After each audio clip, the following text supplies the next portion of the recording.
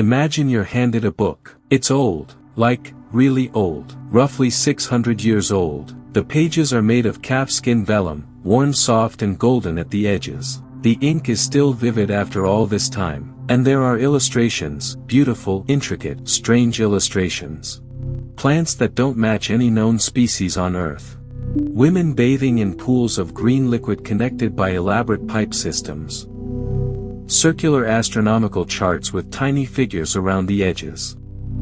Herbal diagrams with roots that curl like something alive, and every single page, every margin, every illustration, every corner, is covered in writing. Writing that no one can read. Not linguists, not cryptographers, not the codebreakers who cracked the Nazi Enigma machine during World War II. Not modern AI systems trained on more text than any human being could read in 1,000 lifetimes. Nobody, not yet. This is the Voynich Manuscript, and today, we're going inside one of the greatest unsolved mysteries in all of human history. Stay with me, because this one, it goes deep. The manuscript is currently kept at the Voynich Rare Book and Manuscript Library at Yale University in New Haven, Connecticut. It's catalogued as MS-408. If you go to Yale's website, you can actually browse digital scans of every single page, high resolution, full color. The book is about 23.5 by 16.2 centimeters, roughly the size of a modern paperback. It contains somewhere between 240 and 246 pages, depending on how you count the fold-out sections. Some pages unfold into large diagrams.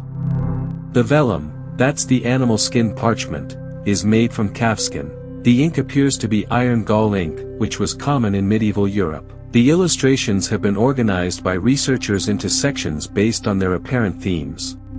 There's what people call the botanical section, page after page of plant drawings, mostly unidentifiable. There's an astronomical section with zodiac-like circular charts, an astrological section, a balneological section, that's the bathing women part, which sounds strange, but balneology just refers to the study of therapeutic baths. It was a real medieval medical concept.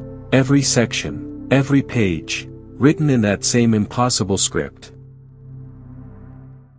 In 2009, the University of Arizona ran carbon-14 dating tests on samples of the Voynich Manuscript's vellum. The results were published in 2011, and what they found was, the vellum was made between approximately 1404 and 1438, so, early to mid-15th century. That's not a theory, that's radiocarbon science. The parchment itself is genuinely medieval. Now, here's an important nuance. The dating tells us when the animal the vellum came from was alive, or more precisely, when the vellum was prepared. It does not definitively tell us when the ink was applied. Theoretically, someone could have written on old blank parchment centuries later. But most experts agree that the wear patterns, the ink aging, and the stylistic consistency strongly suggest the writing happened around the same time the vellum was made.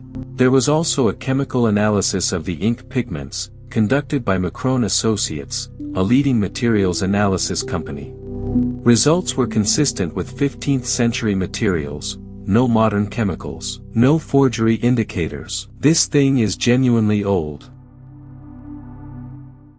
Now, how did this manuscript end up at Yale? That's a story in itself. In 1912, a Polish book dealer named Wilfrid Voynich was browsing through the collection at the Villa Mondragone near Rome, a Jesuit college that was selling off part of its library. And there, among boxes of old manuscripts, he found it. This strange, inexplicable book, covered in writing nobody could read. Voynich bought it. He was immediately obsessed. He spent years trying to get experts to decode it, showing it to cryptographers and scholars across Europe and America. Nobody could.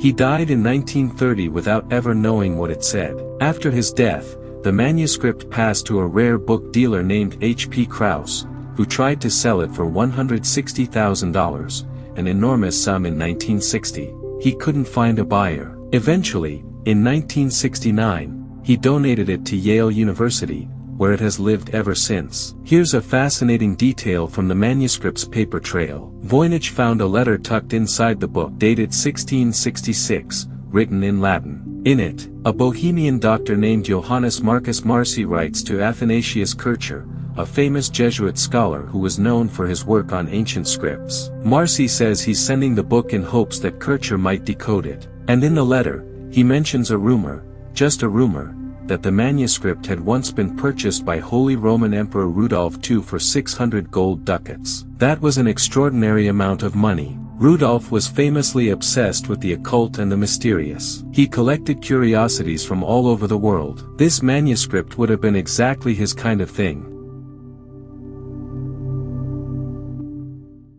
Okay, so let's talk about the writing. Because this is where things get genuinely mind-bending. The script used in the Voynich Manuscript, researchers call it Voynichese, has been analyzed in extraordinary detail, and the results of that analysis are what make the whole mystery so difficult to resolve.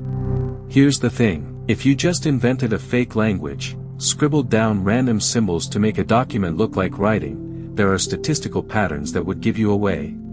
Real languages have predictable structures. Letter frequencies follow specific distributions. Certain sequences are common, others are rare. You'd expect repetition in specific places. Voynichese passes a lot of these tests. The text follows something called Zipf's law, a mathematical principle that natural languages follow almost universally. It has an internal consistency.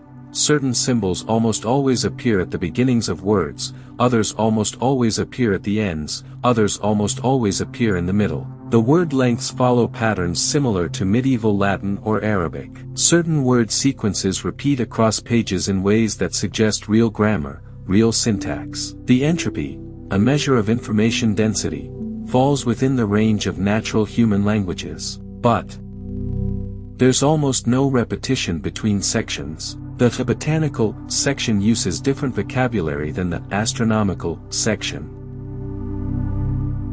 The words look similar but the actual sequences differ significantly, more than you'd expect even from different topics in a single language. And crucially, no one has found any translation key, no bilingual text, no glossary, nothing. Let's pause on those plant illustrations for a moment, because they're one of the most haunting elements of the whole manuscript. Medieval herbals, books describing medicinal plants, were extremely common in 15th century Europe. They were practical reference guides for apothecaries and physicians. The Voynich Manuscript, with its extensive botanical illustrations, looks like a herbal. It has the same format, the same layout, the same kind of care in the illustration style. Except, the plants don't exist.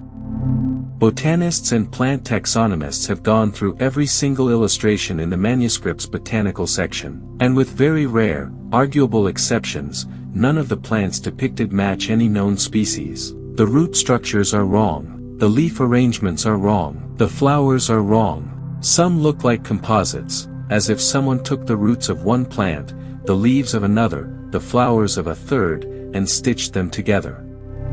One theory is that the author was depicting plants from the New World, plants that hadn't yet been catalogued in European scientific literature. The timing works. If the manuscript dates to the early 1400s, Columbus hadn't sailed yet. But even that doesn't fully explain the illustrations, which go beyond unusual into genuinely fantastical.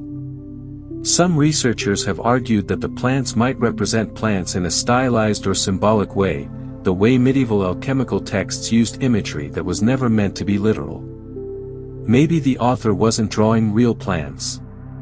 Maybe the plants were metaphors, symbols, ciphers within a cipher. Maybe. Alright, let's run through the main theories, and I'll tell you what the current consensus looks like, which is complicated. Theory 1. It's a real encrypted language. The most boring, but possibly most likely option. The Voynich manuscript was written in a real natural language, Latin, Arabic, Hebrew, an early Romance language, maybe something regional and obscure, and then encrypted or encoded in this custom script. The statistical properties of Voynichese support this. The problem is, no encryption system from the 15th century should be unbreakable with modern computing power. And yet, here we are. Theory 2, it's an artificial or philosophical language. In the 17th century, scholars became fascinated with the idea of creating a universal philosophical language, a perfect system that could describe all concepts directly and logically. The Voynich Manuscript might be an early attempt at this. Some of its structural features are consistent with this idea. If the words represent concepts rather than sounds, that could explain why traditional decipherment fails. Theory 3, it's a hoax. This one is uncomfortable, but we have to take it seriously. The most prominent hoax theory was proposed by Gordon Rugg, a British computer scientist, in 2004. He argued the manuscript could have been produced using a tool called a card and grill, a card with holes cut in it, dragged across a table of syllables to produce pseudo-random text that looks structured but has no meaning. Rugg demonstrated this was possible. The problem is, it remains a demonstration of possibility, not proof. And the sheer effort required to produce 240 pages of this level of detail, for no apparent gain, is hard to imagine. It's not like researchers have given up, quite the opposite. The Voynich Manuscript has been one of the most studied documents of the digital age, precisely because high-resolution scans are freely available. In 2018, artificial intelligence researchers at the University of Alberta ran computational analysis on the manuscript using AI language models. They concluded that the statistical properties of the text were most consistent with Arabic or Hebrew as the underlying language, specifically noting patterns related to vowel elision, where vowels are sometimes dropped in Semitic writing systems. If Voynichese represents a Semitic language written without its vowels, then encoded again, that might explain some of the structural peculiarities. In 2022 and 2023, several machine learning teams attempted large-scale pattern matching against known historical cipher systems. None produced a clean decipherment, but a few identified what might be recurring root words, sequences that appear across multiple sections and might represent common concepts. The Voynich Manuscript has also been subjected to multispectral imaging, using different wavelengths of light to reveal details invisible to the naked eye. This revealed that some pages had text that had been deliberately erased or scraped off. What was under those erasures? We still don't know. The digitized version at Yale is publicly available. Right now, today, researchers all over the world are running new algorithms against it. Someone, somewhere, might be days away from a breakthrough, or it might take another 100 years. I want to step back for a second, because I think there's something really important about why this manuscript has captured the human imagination for over a century. We live in an age where almost nothing is unknown. You can pull out your phone and get the answer to virtually any question in seconds. We have satellites that photograph every square meter of Earth's surface. We have genome sequences for thousands of species. We can simulate conditions at the beginning of the universe. And yet, this book, this small, 600-year-old book written by a hand we don't know, in a script we can't read, about subjects we can't identify, sits in a library in New Haven, Connecticut, and refuses to tell us its secrets. I find something beautiful about that. Not just frustrating, though it is frustrating, but genuinely beautiful. It's a reminder that the past is not fully knowable, that human beings have been complex, creative, and surprising in every era. That someone, 6 centuries ago, sat down and created something so layered, so intentional, so strange, that every tool we've built since then hasn't cracked it. Maybe it was a doctor encoding their private medical practice. Maybe it was a mystic recording visions. Maybe it was a scholar creating a philosophical system. Maybe it was an elaborate game. Maybe someone just wanted to write something that would never be understood. We don't know, and somehow, that unknowing feels important. It keeps us humble. It keeps us curious. It keeps the door open. The Voynich Manuscript, a book from the early 1400s, possibly 240 pages of a real language, possibly an elaborate code, possibly something we don't even have a category for yet, carbon dated to between 1404 and 1438, tested, analyzed, run through algorithms, stared at by brilliant people for over a century, still unread. I'll leave you with one thought. The letter that was found inside the manuscript, the one from 1666, ends with Marcus Marcy asking Athanasius Kircher to decode it. He says something that I think still resonates 360 years later. He says he passes the book along, earnestly commending it, because it can be read by no one. No one could read it then. No one can read it now. Maybe you'll be the one who changes that. If you made it this far, thank you, genuinely. If you found this interesting, subscribe. There are more stories like this one waiting. And if you have a theory about the Voynich Manuscript, drop it in the comments. I read every one. Take care of yourselves. I'll see you in the next one. Thank you.